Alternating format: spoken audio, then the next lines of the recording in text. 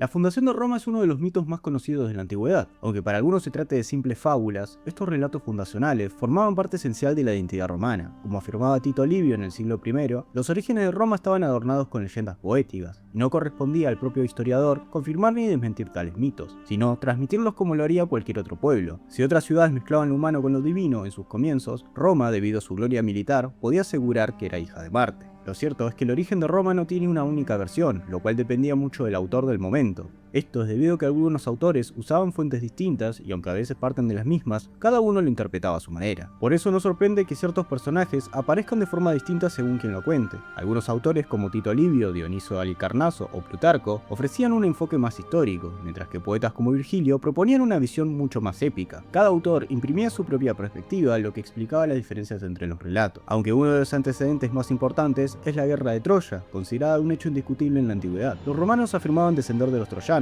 que bajo el mando de Eneas escaparon de la destrucción de la ciudad. La Eneida de Virgilio recoge esta tradición, aunque presenta varios anacronismos, como el encuentro entre Eneas y Dido de Cartago, siendo Cartago una ciudad fundada siglos después de la caída de Troya. Pero más allá de la cronología, es importante su significado, la llegada de Eneas al Lacio, la mezcla de culturas y la idea de una unidad entre los pueblos italiotas. Y eso era clave en la época de Augusto, que buscaba construir una identidad común entre los pueblos itálicos. La Eneida, por tanto, no es solo un poema épico, sino el mito previo a la fundación de una Roma nacida de la unión, el destino y la voluntad divina de los dioses. La historia de Eneas es tan importante, ya que a través de su hijo Ascanio, la gens Iulia, la cual era parte de Julio César, afirmaba descender del propio Ascanio, conocido como Julio. Es importante aclarar que el relato mitológico de este video es construido en base a diferentes fuentes de distintos autores. Por lo mismo, el video estará dividido en dos partes. La primera sobre el viaje de Eneas hacia Italia, mientras que la segunda parte será sobre la historia de Rómulo y Remo, dos mitos distintos pero que juntos construyen la leyenda del nacimiento de Roma.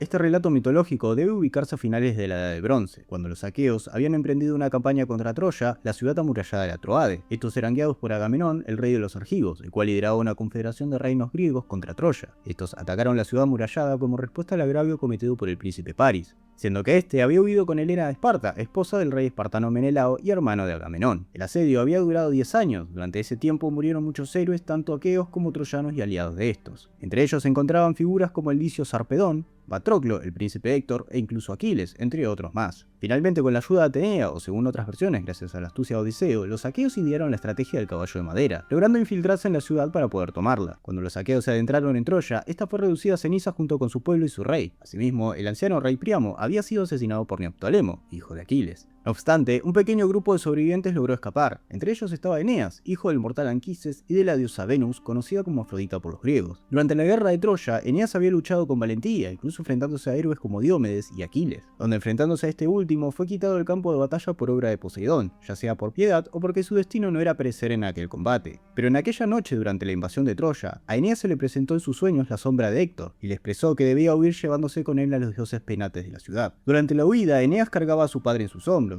llevando con él al joven Ascanio, también llamado Julo. Sin embargo, en la confusión de la huida, su esposa Creusa se había perdido entre las llamas y ruinas de la ciudad. Eneas regresó a buscarla, pero en su lugar encontró a su sombra, quien le reveló su destino y le pidió que siguiera adelante sin ella. Así fue como Eneas y un grupo sobreviviente de troyanos logró escapar de la ciudad en ruinas. Pero Eneas se dirigió a Tracia con los troyanos, con la intención de fundar una nueva ciudad. Allí se encontró con la sombra del hijo de Priamo, Polidoro. Este les advirtió que el rey de Tracia estaba a favor de los griegos y que ellos estaban en peligro en aquel lugar. Los troyanos entonces se dirigen a Delos para buscar los oráculos de Apolo, los cuales le expresan a Eneas que debe fundar una nueva ciudad en el lugar de la madre antigua, donde vivieron sus antepasados y cuyos descendientes dominarían el mundo. Fue ahí cuando Anquises creyó que se referían a Creta, por lo que se dirigieron a aquel lugar. Al tiempo, durante el verano, los troyanos se vieron envueltos por una sequía, por lo que Eneas recibe los sueños y los presagios de Apolo por parte de los dioses penates. Estos le dicen que el lugar a donde debía ir no era Creta, sino Hesperia, o también llamada Italia, lugar en el cual había nacido Dárdano, el antiguo antepasado de Eneas. Pero el viaje de Eneas no había sido fácil, entre tanto se dirigía por el mar Egeo hasta Italia, tuvo varios contratiempos, desde recibir los remolinos de Caribdis hasta encontrarse en las costas de las islas donde habitaban los cíclopes. No obstante, cuando los troyanos se aproximaron a Sicilia, Anquises, padre de Eneas, moriría cerca de esta, lo que llevó a que se lo entierre en aquella región. Pero el deceso de su padre no había evitado el destino de Eneas. A A pesar de esto, la diosa Juno, llamada Hera por los griegos, estaba decidida a frustrar el destino de Eneas. Pidió entonces al dios de los vientos Eolo que desatara una gran tormenta contra la flota troyana. Los vientos desboscados amenazaron con hundir los barcos de Eneas, pero Neptuno, dios de los mares, molesto por la intromisión en su dominio, intervino y calmó las aguas. Ante estas dificultades, Eneas, como hijo de la diosa Venus, tenía la protección de su madre. Por eso, ella acudió al rey de los dioses Júpiter, para recordarle el destino de su hijo y pedir por su ayuda. El dios supremo le aseguró que Eneas cumpliría su misión, llegando a salvo a su destino. Así en tanto, Eneas y sus hombres lograron sobrevivir y arribar a las costas de Cartago,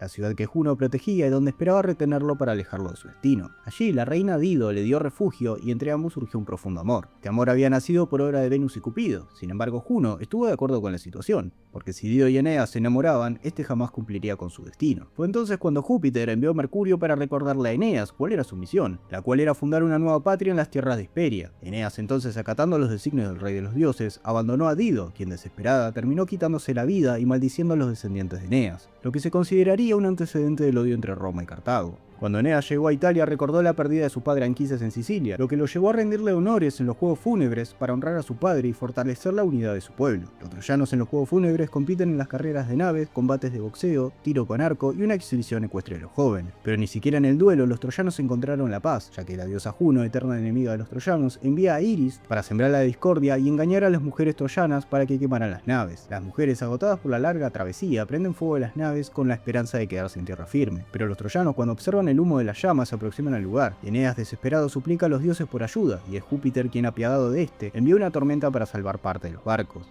Ante lo sucedido, Eneas decide dejar en Sicilia a los más débiles y continuar con el viaje con los más fuertes. Finalmente, llega a las costas del sur de Italia, en Cumas, consulta a la Sibila, sacerdotisa de Apolo, quien le revela que debe descender al inframundo para hablar con el alma de su padre.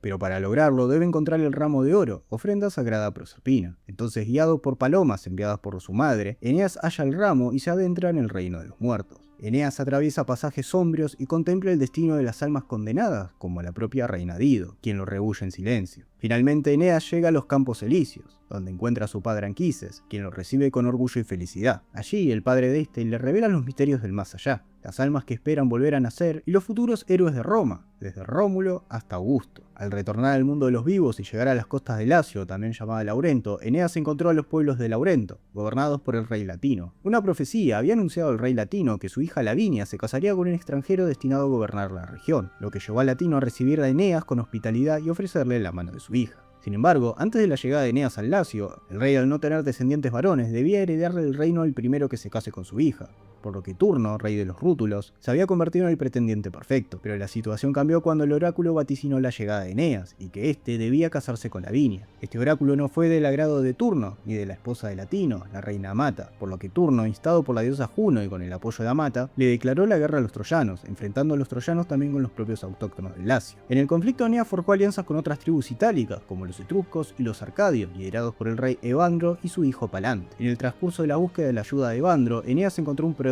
El dios fluvial Tiberino se le aparece en sueños a Eneas y le revela que al despertar verá una cerda blanca tendida sobre el suelo, rodeada de 30 lechones. Este signo anunciaba el lugar donde tras 30 años su descendencia fundaría una nueva ciudad. Así, su hijo Ascanio, también llamado Julo, cumpliría ese destino al fundar Alba Longa tiempo después. Pero en aquel entonces, Eneas debía afrontar los conflictos contra sus propios enemigos. Luego de reunir a sus aliados, la guerra se desató y culminó con un duelo entre Eneas y Turno, en el que el héroe troyano salió victorioso. Los laurentinos pactaron la paz con los troyanos, y estos consolidaron así su dominio sobre la región, dando inicio a la integración de los troyanos con los pueblos itálicos. Posteriormente, Eneas fundó la ciudad de Lavinio en honor a su esposa Lavinia, además que este pueblo llevaría el nombre de Latinos en honor a su suegro Latino. Los troyanos dejaron de llamarse como tales y comenzaron a utilizar el nombre de Latinos. Esto generó que la diosa Juno olvidara su odio a los mismos, pero al tiempo, un nuevo caudillo de los Rútulos, de nombre Tirreno, se levantaría contra Latino. No obstante, en la batalla perecieron tanto Latino como Tirreno, y fue Eneas quien heredó el reinado de su suegro, pero la paz había sido momentánea. Luego del cuarto año, los Rútulos volvieron a atacar a los latinos, pero aliados con un caudillo etrusco de nombre Macencio. Este aprovechó un levantamiento para unirse a la guerra. Entonces, no lejos de Lavinio, murieron muchos hombres de ambos bandos, pero Eneas había desaparecido del campo de batalla cerca del río Numicio. No se supo qué había ocurrido con él, por lo que se lo había dado por muerto, mientras que otros asumían que había ascendido con los dioses. Los latinos le construyeron un templo en su honra con la inscripción al padre y dios de estas tierras que dirige las corrientes del río Numicio. Sin embargo, la guerra no se había detenido. El mando de los latinos lo heredó Ascanio, hijo de Eneas. Viéndose sitiado por los enemigos, trató de acordar amistosamente con ellos, pero no fue escuchado, por lo que trató de acatar sus condiciones impositivas. Pero el caudillo etrusco, entre las exigencias, les ordenó que llevaran a los etruscos cada año todo el vino que la tierra de los latinos produjera, como si se tratasen de un pueblo esclavizado. No obstante, los latinos vieron esto inconcebible y en asamblea o por consejo de Ascanio se designó que el fruto de la vid fuera consagrado a Júpiter. Posteriormente, durante esa noche, los latinos se abalanzaron sobre la empalizada en la que estaban sus enemigos y sin que estos supieran que se acercaban, lograron tomar el fuerte. Así, los latinos lograron vencer a los etruscos. Ante la noticia de que el hijo de Macencio murió en la batalla, los etruscos se rindieron y entablaron la paz con los latinos. Ascanio más tarde cumpliría ese oráculo que se le había presentado a su padre Eneas, donde fundaría Alba Longa. De la estirpe de Ascanio o Julo surgirían los reyes de Alba Longa, hasta llegar a Númitor y a Mulio, cuyo conflicto marcaría el nacimiento de los legendarios gemelos Rómulo y Remo.